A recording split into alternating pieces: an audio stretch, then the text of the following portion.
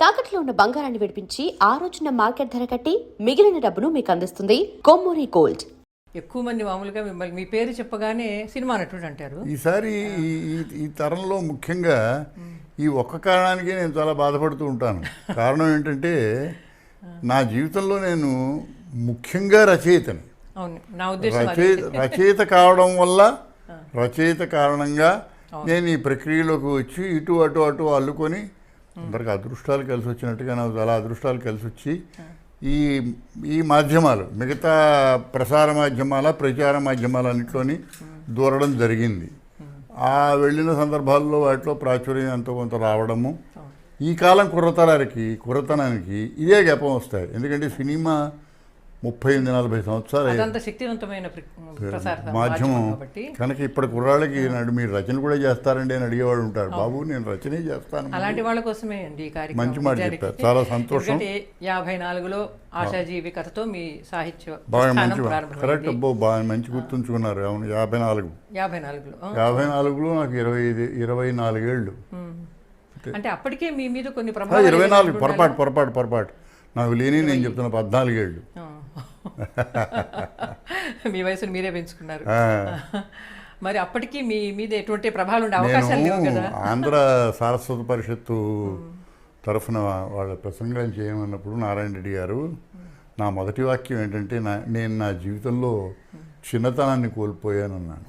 కారణం ఏంటంటే ఏ 12-13 ఏట నుంచో ఆలోచించడము, ఆలోచనకి ఒక వాక్య రూపం ఇవ్వడము, ఆ వాక్య రూపం పేపర్ మీద పెడితే బాగుంటుందా అనే ఆలోచన ఏదో ఇన్స్టింక్టివ్గా కలగడము, ఏ 13 ఏటో రచన ప్రారంభించి 14 ఏట రాసి అది ప్రచురణయి చాలామంది చదివి ఉంటారు. ఇప్పుడు నేను పెద్దవాడినో పేరున్నవాడినో అవడం వల్ల మీరు జ్ఞాపకం ఉంచుకున్నారు. కానీ ఆ రోజుల్లో బహుశా అది ఎవరు చదవలేదేమో, చదివిన వాళ్ళైనా నాతో పెద్ద స్పందించిన సందర్భం కాదు అది. అదేదో పబ్లిష్ అయింది. అక్కడి నుంచి పత్రికలో పేరు కనిపించడము, మనం రాసిన రచన కనిపించడం అనే రుచి మరిగి కుర్రవాణ్ణి ఆ రేనాడు అని ప్రొద్దుటూరులో లోకల్ మ్యాగజైన్ ఏదో ఉండేది. దాని ఉద్దేశం ఏమిటంటే లోకల్గా ఈ లా సంబంధించిన వాద్యాలు వేయడానికి ఏదో చిన్న సందర్భాలు వేయడానికి నాకు ఎందుకు తెలిసిందో ఆ పత్రిక పేరు దొరికింది. ఆయన పాప చాలా సంవత్సరాలు వేశాడు. ఒక మంచి సరదాయిన కథ చెప్తాను. మీరు ఎక్కువ ప్రశ్నలు అడుగుతారు, నేను ఒక ప్రశ్నకి ఈయన సమాధానం చెప్పగలను.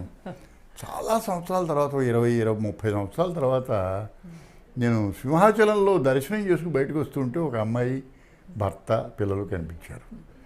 నేను రావి నారాయణ రెడ్డి గారి కూతురునండి. మా నాన్నగారు చెప్పేవారు, తాను నడిపిన ఆ రోజుల్లో పత్రికలో మీరు రచన చేస్తూ ఉండేవారు. రామనారాయణ రెడ్డి గారు నాకు తెలియదు. ఆ కూతురు ఆవిడ జ్ఞాపకం చేసుకుంది నా తొలి రచనలో ప్రచురితమైన లోకల్ పత్రిక. ఇంత కథ ఉంది దానికి. సంతోషం అది. అవును. అయితే మీరు తొలి రోజుల్లో అనువాదాలు కూడా చేశారు. అనువాదాలు ఎందుకు చేశాను మీరే ప్రశ్న పూర్తిగా. అనువాదాలు మీరు ముఖ్యంగా రష్యన్ సాహిత్యాన్ని లియో టాల్స్టాయ్ చేశాను. కారణం ఏంటంటే చిన్న సింపుల్ విషయం మీరు గ్రహించగలరు. మీరు రచయిత్రి, మంచి రచయిత్రి, గొప్ప రచయిత్రి, ప్రేక్షకులకు తెలియాలి. పాయింట్ ఏంటంటే 14 ఏళ్ల కుర్రాడి జీవితంలో రాయడం అన్నది రుచే, కానీ ఏమి రాయాలన్న అనుభవాలు ఇవి ఎక్కువ లేవు. కనుక ఆ రోజుల్లో రోజుకో కథ రాసేవాడిని. ఇవాళ ఆలోచిస్తే ఆశ్చర్యమును, ఏమిటి రోజుకో కథ ఎలా రాయగలిగాను నేను అనే ఒక ఇది అనిపిస్తూ ఉంటుంది. కారణం ఏంటంటే పుంఖానుపుంఖంగా రచనలు రాయాలి. ఎందుకంటే వారపత్రిక అది రేనాడు, దానిలో పబ్లిష్ అవ్వాలి. అందువల్ల ఏం చేస్తాను, సరుకు ఎక్కువ లేదు, రాయాలనే ఉత్సాహం ఎక్కువ ఉంది. అప్పుడు చేయగలిగిన ఒకే ఒక పని ఏంటంటే అనువాదాలు చేయడం. ఎవరు కనిపించారు నాకు? Rabindranath Tagore, Jules Verne, round the world in 80 days, Leo Tolstoy, కాకేసి, ప్రెజెంట్ ఇన్ ది కాకేజెస్, ఇవన్నీ ట్రాన్స్లేషన్స్. ఆ విధంగా తమాషా నాకు ఎవరు చెప్పలే. రవీంద్రనాథ్ ఠాగూర్ రచనలు చదివే రుచి ఆ రోజుల్లో మరిగా. నిజంగా రవీంద్రనాథ్ ఠాగూర్ నాకు అర్థం కావడం చాలా సంవత్సరాలు పెట్టిన తర్వాత కానీ అప్పటి నుంచి ద పోస్ట్ మ్యాన్ కానీ, హోమ్ కమింగ్ కానీ, ఇంకోటి కానీ అవన్నీ డిక్షనరీలు కూడా పెట్టి చదివానేమో నాకు తెలీదు. ఒక గొప్ప రచయిత మీద లిప్ ఫ్రాగ్ ఒకసారి గంతి జూలిస్ 180 days, తర్వాత డేవిడ్ నిమెన్ హీరోగా యాక్ట్ చేసిన గొప్ప హాలీవుడ్ సినిమా. ఎన్ని అనుభవాలు ఇవన్నీ మళ్ళీ నెమరు వేసుకోవడము లేదా మళ్ళీ పునర్విమర్శ చేసుకోవడం జరిగింది. కానీ మీ చదువును బట్టి చూస్తే మీరేమో మ్యాథమెటిక్స్ ఇలాంటి చదువుకి వెళ్ళారు, అంటే సాహిత్యం మీద ఇంట్రెస్ట్ ఉన్న వాళ్ళు అదొక యాక్సిడెంట్ అమ్మా, అదొక యాక్సిడెంట్. పాయింట్ ఏంటంటే నేను నాటిక రాసి నాటికని బాగుందో లేదో బాగా రాయాలో లేదో ఆలోచించాలంటే ఏం చేయాలంటే నాటకం వేయాలని ఆలోచించి నా 15వ ఏట నాటిక వేసేవాడిని. నా 15వ ఏట నేను ఒక విశాఖపట్నంలో రాఘవ నాటక కళానికేతన్ ఒక సంస్థ నేనే స్థాపించాను. దానికి నేనే అధ్యక్షుడిని, నేనే సెక్రటరీని. నా మిత్రులందరూ ఉండేవారు, అని నాటకాలు వేస్తారా అంటే నువ్వు చేస్తే మేము వేస్తాం, మాకు అవన్నీ తెలియదు అంటూ ఉండేవారు. నాటిక రాయడం మేమందరం తయారవడం వేస్తూ ఉండడం. ఆ రోజుల్లో 25 రూపాయలు, 20 రూపాయలు మ్యాక్సిమం, 25 కూడా ఎవరు ఇవ్వలేదు. 20 రూపాయలు ఇస్తే నాటకం వేసేవాళ్ళం. 5 రూపాయలకి టౌన్ హాల్ రెంట్ తీసుకునేవాళ్ళం. గ్రంథి మంగరాజు గారు, ఈ తరం వారికి తెలియదేమో కానీ పూర్ణ థియేటర్స్ ఆ రోజుల్లో ఆయన, తర్వాత Purna distributors, one of the earliest distributors in films. ఆయన మాకు 5-10 రూపాయలు నాకు విరాళం ఇచ్చేవాడు. ఆయన 5 రూపాయలు అంటే ఎంత ఆ రోజుల్లో. 5 రూపాయలకి టౌన్ హాల్ అద్దెకి ఇస్తున్నారంటే ఆ రోజుల్లో ఊహించండి. నేను మాట్లాడేది 70 ఏళ్ళకి ఎంత మాట.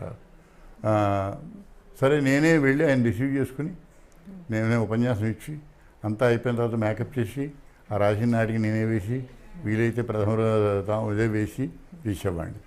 ఇప్పుడు కథ ఏంటంటే ఆ విధంగా కొంచెం వానాకాలం చదువు అయ్యి చదువు మీద ఇంట్రెస్ట్ తగ్గి చదువు కంటే వీటి మీద ఉత్సాహం పెరిగి ఇంట్లో మా అమ్మ, ఆ రోజుల్లో వర్నాక్యులర్ జర్నలిజం లేదు. ఆ రోజుల్లో నా చిన్నతనంలో చదువు నాటకాలు వేస్తున్నాడంటే పాడైపోతున్నాడనే అర్థం.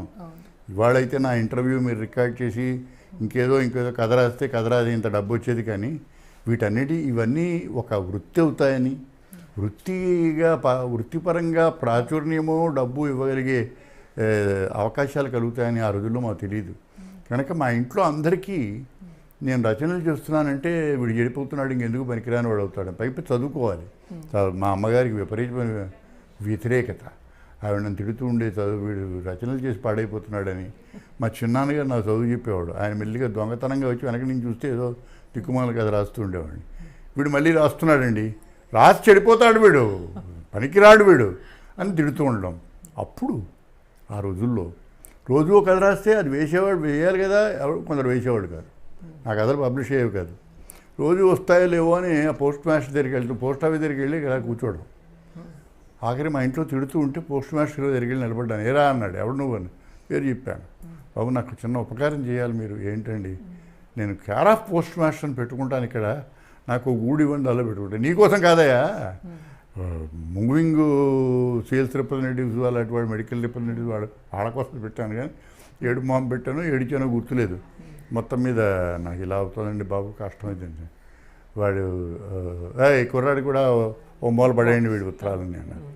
నేను రేనాడు ఆనాటిది 1954లో కేర్ ఆఫ్ పోస్ట్ మాస్టర్ వచ్చింది, నా ఆత్మకథలు పబ్లిష్ చేశాను. I'm surprised. నన్ను మాశరం మెచ్చుకుంటాడు. చల్లపల్లి వెంకటశాస్త్రి అలా మీరు అన్నీ దాచుకుంటారు. నిజంగా దాచుకుంటామని అందమైన జ్ఞాపకాలు నా ఆత్మకథలో వచ్చింది. ఆ విధంగా రచనలు చేశారు. ఇప్పుడు అసలు కథ మీరు అడిగిన ప్రశ్న కదా. ఇంటర్మీడియట్లో జాయిన్ అయ్యాను. ఇంటర్మీడియట్లో జాయిన్ అవ్వడంలో కూడా బొటాబొట్టి మార్కులు వచ్చాయి. కానీ మిసెస్ ఏవిని కథలో జాయిన్ అయిన ఎందుకు జాయిన్ అయిన ఇక్కడ ఎటు కాని పరిస్థితిలోనూ 4 రోజులు చదివా.